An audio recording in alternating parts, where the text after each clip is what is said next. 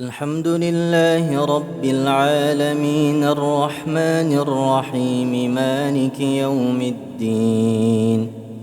إياك نعبد وإياك نستعين، اهدنا الصراط المستقيم، صراط الذين أنعمت عليهم غير المغضوب عليهم ولا الضالين.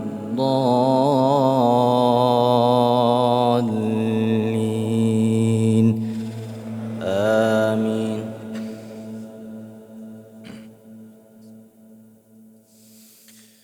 والذين كفروا وكذبوا بآياتنا أولئك أصحاب الجحيم.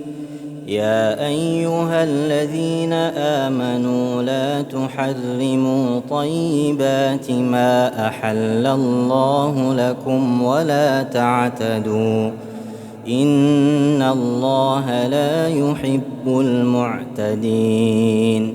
وكلوا مما رزقكم الله حلالا طيبا، واتقوا الله الذي أنتم به مؤمنون.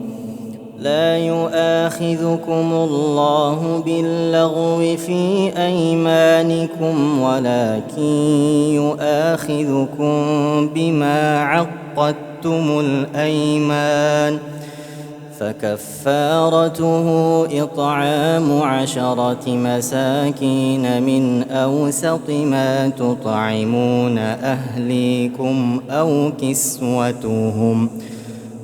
كسوتهم أو تحرير رقبة، فمن لم يجد فصيام 3 أيام، ذلك كفارة أيمانكم إذا حلفتم، واحفظوا أيمانكم، كذلك يبين الله لكم آياته لعلكم تشكرون.